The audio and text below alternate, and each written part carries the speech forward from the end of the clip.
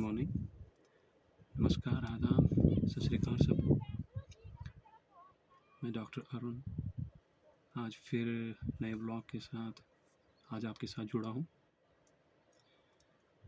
Actually थोड़े मेरे tight schedule की वजह से मैं कोई नया ब्लॉग नहीं बना पाया, तो आज एक्चुअली मैं हेल्थ से रिलेटेड ही एक इम्पोर्टेंट टॉपिक पे डिस्कस करना चाहता हूँ।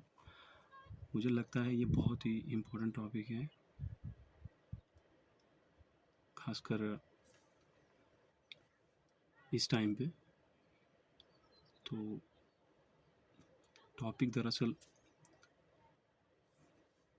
इम्पोर्टेंट इसलिए है क्योंकि कहीं ना कहीं इसकी अवेयरनेस होना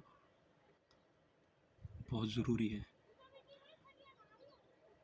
मेरा सोशल मीडिया प्लेटफॉर्म पे आने का मकसद सिर्फ इतना ही था कि इस प्लेटफॉर्म के ज़रिए मैं लोगों तक अवेयरनेस दे सकूं, उन्हें इस माध्यम से बताने की कोशिश कर सकूं ताकि वो समझें, जानें और अमल करें। जैसे कि आप सब जानते हैं कि सोशल मीडिया एक बहुत अच्छा प्लेटफॉर्म होता है अपनी बात रखने का, लोगों तक पहुंचाने का। तो मेरी हमेशा ही ये दिली ख्वाहिश थी कि मैं लोगों की सेवा करूं, उन तक ये जो ऊपर वाले ने मुझे बख्शी है नेमत, उसके माध्यम से लोगों तक उन्हें किसी भी तरह की सहायता कर सकूं तो मेरे लिए बड़े सौभाग्य की बात होगी।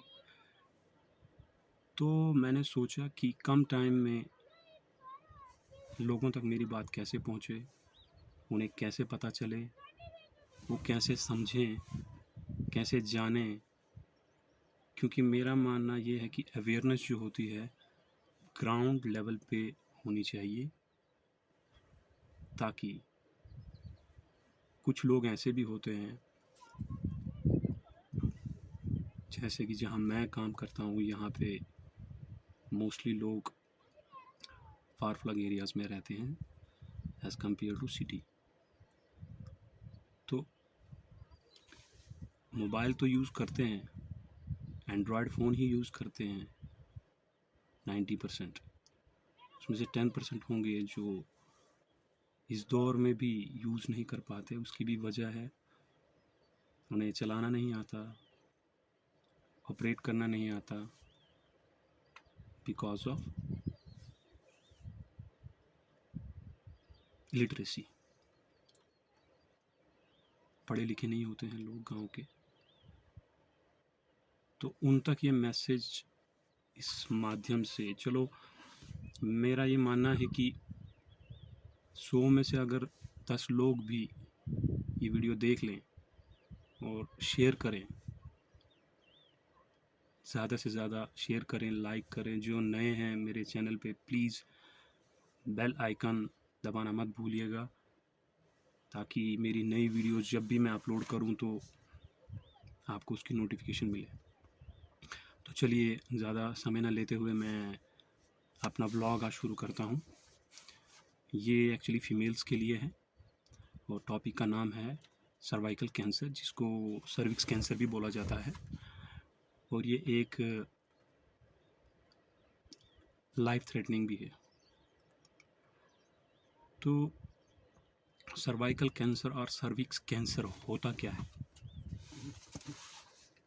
Cervical cancers occurs when abnormal cells develop and spread in the cervix, which is in the lower part of the uterus.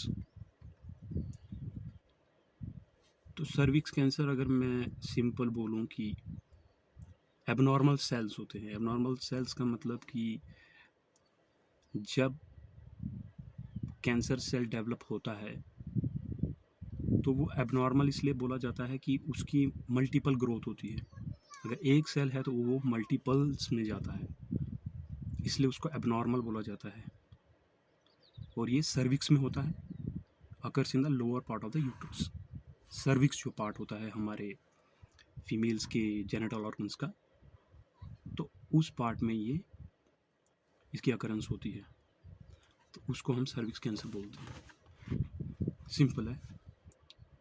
तो इसमें सिम्टम्स क्या क्या होते हैं, जिसे हम बोलते हैं लक्षण क्या क्या होते हैं। जैसे एबनॉर्मल वेजाइनल ब्लीड होती है। एबनॉर्मल से वही है कि एक्सेस ऑफ ब्लीड होती है, जैसे मेंस्ट्रुएशन में होनी चाहिए। एक नॉर्मल ब्लीड होती है 4-5 दिन की मोस्टली, तो उससे हम अंदाज़ा लगा सकते हैं कि ये मेंस्ट्रुअल ब्लीड है। लेकिन इसमें क्या होता है, सर्विक्स कैंसर में क्या होता है कि एबनॉर्मल वेजाइनल ब्लीड होती है और कंटिन्यूसली होती रहती है। इसमें पेल्विक पेन भी होता है, जो नीचे का लोअर पार्ट होता है पेल्विक का फीमेल्स का, तो उसमें पेन भी होगा। पेन ड्यूरिंग सेक्सुअल इंटरकोर्स भी होता है। तो इस तरह के लक्षण जो हैं वो सर्विक्स कैंसर में देखे जाते हैं। तो इसका जो कॉजेटिव फैक्टर है ह्यूमन पेपिलोमा वायरस HPV, तो 90% ऑफ केसेस में ये वायरस देखा जाता है। जब हम टेस्ट करते हैं, जब हम किसी तरह का टेस्ट करेंगे उसमें, तो हमें ये पाया जाएगा, हमें देखा जाएगा कि 90% ऑफ केसेस में जो है ह्यूमन पेपिलोमा वायरस जो है वो फाउंड होता है। अच्छा, इसमें रिस्क फैक्टर्स क्या क्या होते हैं। रिस्क फैक्टर्स मीन्स अगर हम कॉज की बात करें कि कैसे सर्विक्स कैंसर जो है वो there is a possibility of occurring, तो स्मोकिंग एक पार्ट हम ले सकते हैं। स्मोकिंग, अगर जो फीमेल्स जो है वो स्मोकिंग करती हैं तो वो भी एक रिस्क फैक्टर है, पॉजिटिव फैक्टर है। वीक इम्यून सिस्टम जिसको बोला जाता है, एक वीक इम्यून सिस्टम है, इम्यूनिटी पावर, रोग प्रतिरोधक क्षमता जिसे हम हिंदी में बोले तो रोग प्रतिरोधक क्षमता, इम्यूनिटी सिस्टम, वो अगर वीक होता है। मैनी सेक्सुअल पार्टनर्स होते हैं,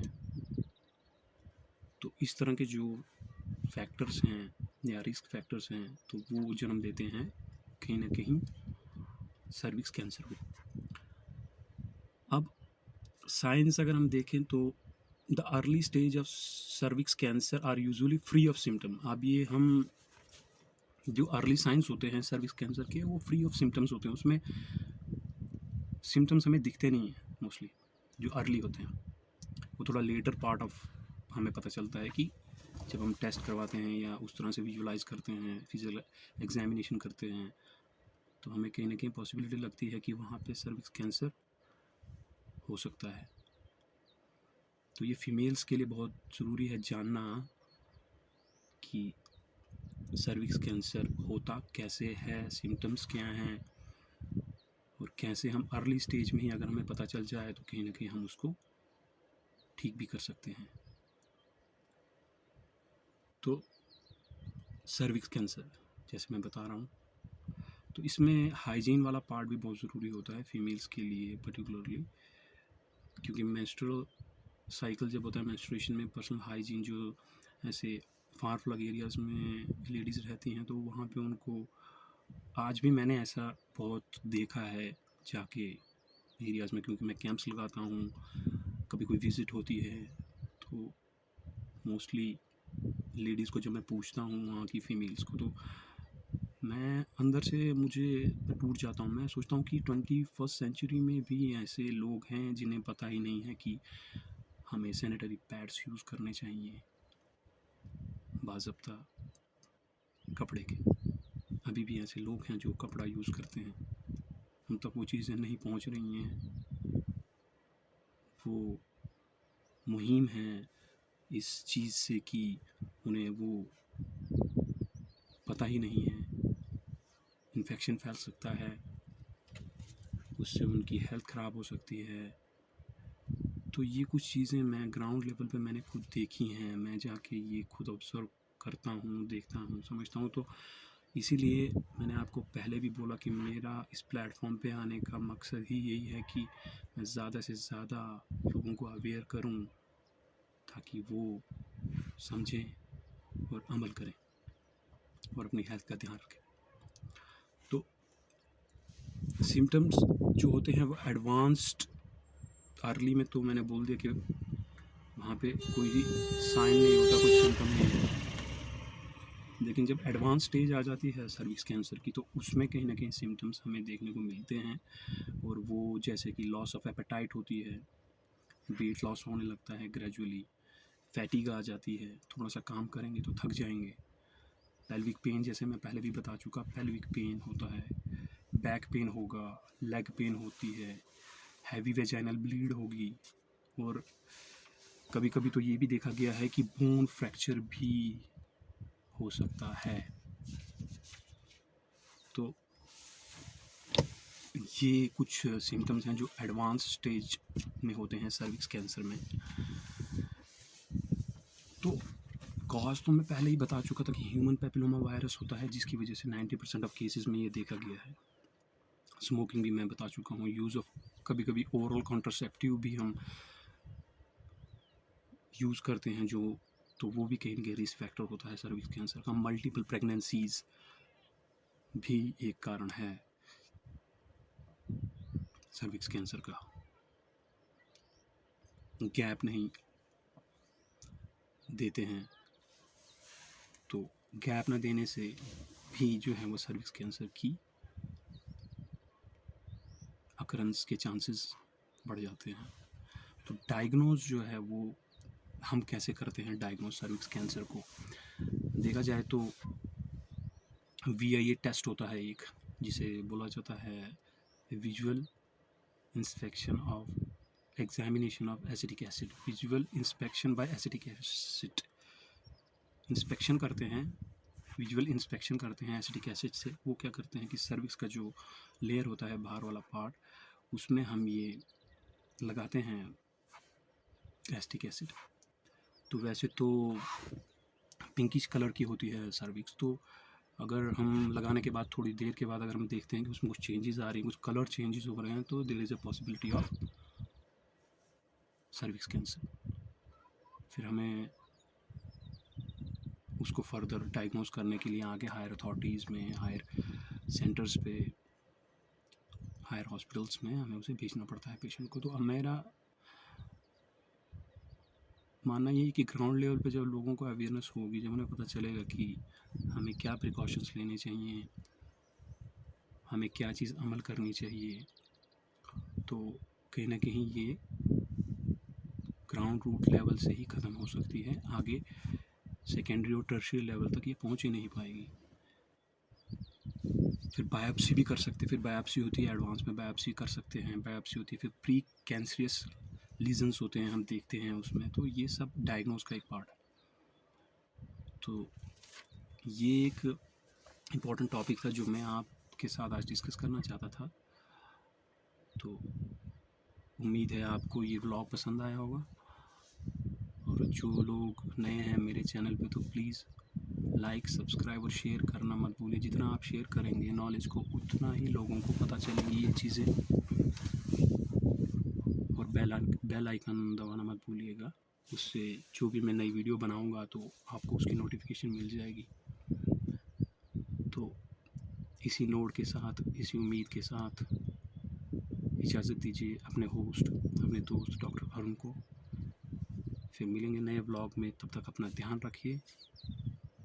टेक केयर।